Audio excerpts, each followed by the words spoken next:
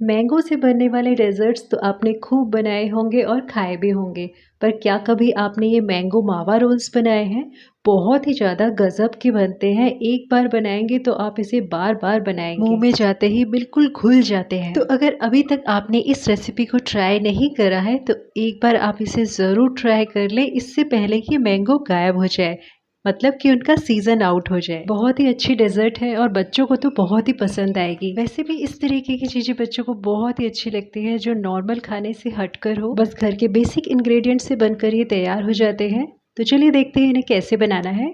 तो इसके लिए सबसे पहले हमें मैंगो ले लेने हैं। मैंगो हमें राइप लेने हैं। ये मैंगो हमारे घर के पेड़ से उतरे हुए हैं, मैं इन्हीं का यूज़ कर रही हूँ। ये बहुत ही टेस्टी और फ्लेवरफुल है। तो इनका हमें पल्प यूज़ करना है। पल्प की हमें प्यूरी बनानी है, तो आप चाहें तो इन्हें पील करके पल्प निकाल सकते हैं या फिर इस तरीके से कट करके पल्प को स्क्वीज़ आउट कर सकते हैं। कट करके सारा मैंगो पल्प मैंने स्क्वीज़ आउट कर लिया है। अब इसे हम ऐड करेंगे ब्लेंडर जार में और मैंगो की फाइन प्यूरी बनाकर रेडी कर लेंगे। तो यहाँ पर प्यूरी बनाकर मैंने रेडी कर ली है और इसे एक बोल में निकाल लेंगे। प्यूरी बनाकर इसे साइड में रख देंगे कवर करके और आगे की तैयारी में इसे हम यूज़ करेंगे। और अब हम बनाएंगे मैंगो फ्लेवर रबड़ी और साथ ही में बनाएंगे मैंगो फ्लेवर्ड इंस्टेंट खोआ। दोनों ही चीज़ें साथ साथ बनकर तैयार हो जाएंगी। तो यहाँ पर कढ़ाई में मैं 1 litre full cream milk add कर रही हूँ। कढ़ाई में मिल्क ऐड करने के बाद साथ ही साथ हम 1/4 कप मिल्क को अलग कर लेंगे, जिसे कि हम मावे या खोए में यूज़ करेंगे। और एक बोल में मैं थोड़ा सा मिल्क और अलग कर रही हूँ, जिसे कि हम पाउडर वगैरह मिक्सिंग के लिए यूज़ करेंगे। कढ़ाई में जो मिल्क रबड़ी के लिए हम बॉईल कर रहे हैं, इसे मैं शिफ्ट कर रही हूँ दूसरी तरफ और इस तरफ मैंने पैन रखा है जिसकी कि मैंने फ्लेम ऑन नहीं करी है और इसमें वो मिल्क ऐड कर दिया है जो 1/4 कप हमने अलग किया था और साथ में इसमें आधा कप जितना मैंने मिल्क पाउडर ऐड करा है। इसे एक बार हम अच्छे तरीके से मिक्स कर लेंगे, फिर इसमें कुछ फ्लेवर्स ऐड करेंगे। और क्योंकि हम रबड़ी भी साथ साथ बना रहे हैं, इसलिए उसे भी हम स्टर करते रहेंगे ताकि बेस में जाकर मिल्क चिपके नहीं। टाइम सेविंग के लिए मैं रबड़ी और मावा दोनों साथ साथ बना रही हूँ, पर अगर आप चाहें तो दोनों चीज़ें अलग अलग बना सकते हैं। मावे वाले मिक्सचर में 1/2 टीस्पून मैंने कार्डेमम पाउडर ऐड करा है, साथ में कुछ केसर के स्ट्रैंड्स, 1 टेबलस्पून चीनी और 1/2 टेबलस्पून इसमें घी ऐड कर देंगे। सारी चीज़ें ऐड करने के बाद मिक्सचर को अच्छे तरीके से मिक्स कर लेंगे और फिर गैस की फ्लेम को ऑन कर देंगे।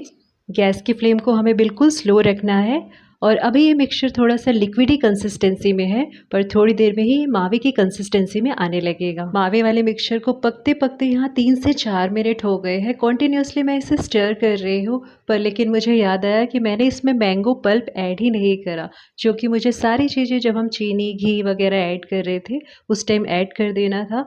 तो अब मैं इसे अभी ऐड कर रही हूँ, आप इसे पहले ही ऐड कर दें।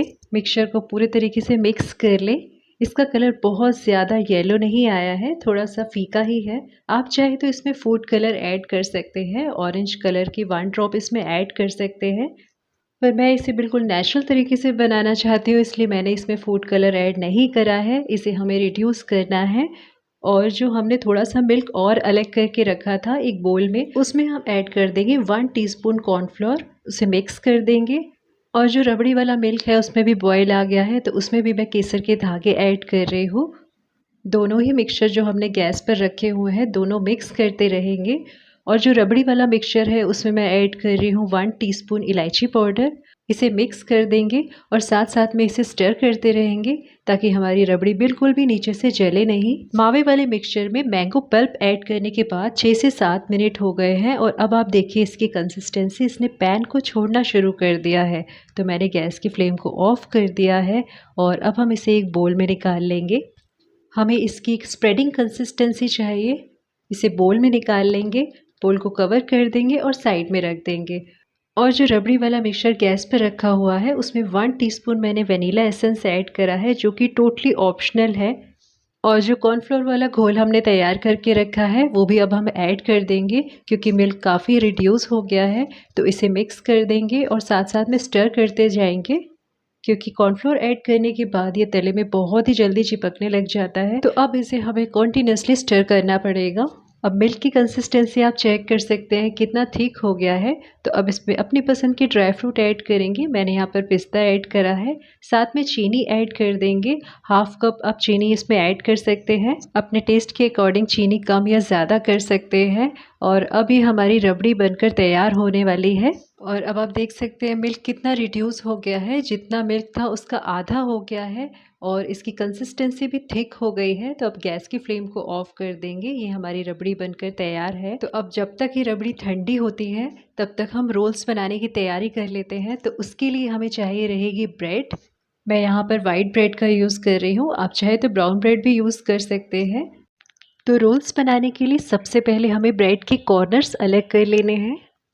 चारों कॉर्नर्स हमें अलग कर लेने हैं और जितने भी ब्रेड रोल्स आपने बनाने हैं इसी तरीके से ब्रेड को तैयार कर लेना है।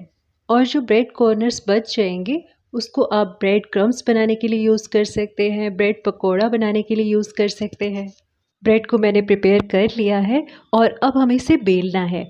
हमें इसे बिल्कुल पतला पतला सा बेल लेना है। अगर हम इसे बेलेंगे नहीं तो ब्रेड रोल्स बन ही नहीं पाएंगे, इसलिए बेलना बहुत इम्पॉर्टेंट है। तो जितने रोल्स आपने बनाने हैं इसी तरीके से सारे बनाकर तैयार कर लेने हैं। तो यहाँ पर मैंने सारे बनाकर तैयार कर लिए हैं। अब जो हमने मावा मैंगो बनाकर रखा है उसे हमें इस पर स्प्रेड करना है। अच्छी क्वांटिटी में हमें मावे को इस पर स्प्रेड कर देना है। इसीलिए खोए को मैंने बहुत ड्राई नहीं करा था क्योंकि हमें इसे स्प्रेड करना होता है। इन रोल्स के अंदर आप चाहें तो ड्राई फ्रूट भी डाल सकते हैं। मैंने यहाँ पर बारीक बारीक काजू को चॉप करके रखा है। ड्राई फ्रूट डालने से रोल्स में थोड़ा क्रंच आ जाएगा और अगर आप ड्राई फ्रूट नहीं डालना चाहते तो आप इन्हें प्लेन भी बना सकते हैं। बस एक बार ये इस तरीके से प्रिपेयर हो जाए उसके बाद लास्ट में हमें थोड़ा सा पानी लगाना है ब्रेड के एजेस में और एक तरफ से पकड़ के ब्रेड को इस तरीके से फोल्ड कर देना है और ये हमारा रोल बनकर तैयार हो गया। इसी तरीके से हमें सारे रोल्स बनाकर तैयार कर लेने हैं। मैंगो खोआ रोल्स बनकर तैयार हो गए हैं।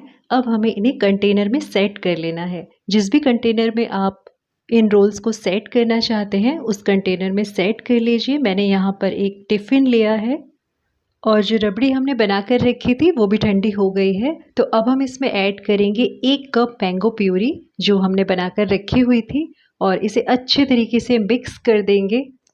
तो रबड़ी अब बिल्कुल सेट हो गई है। आप चाहें तो इसमें टूटी फ्रूटी ऐड कर सकते हैं, बहुत अच्छा फ्लेवर आता है उससे।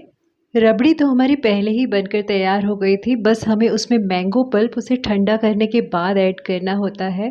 सारे रोल्स पर हम रबड़ी को स्प्रेड कर देंगे अच्छी क्वांटिटी में।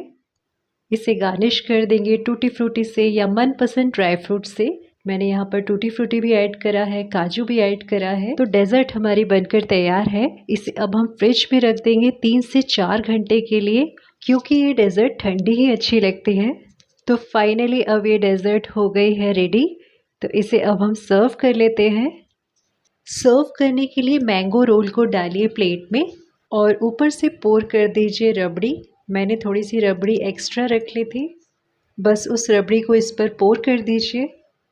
और मैं यहाँ पर आपको इसे कट करके दिखाती हूँ। देखिए कितना ज़्यादा सॉफ्ट रोल बना है, बहुत ही अच्छी बनकर तैयार होती है ये डेज़र्ट। एक बार आप इसे ज़रूर ट्राई करें। तो कैसी लगी आपको ये नई सी डेज़र्ट? अच्छी लगी हो तो चैनल को लाइक करें, सब्सक्राइब करें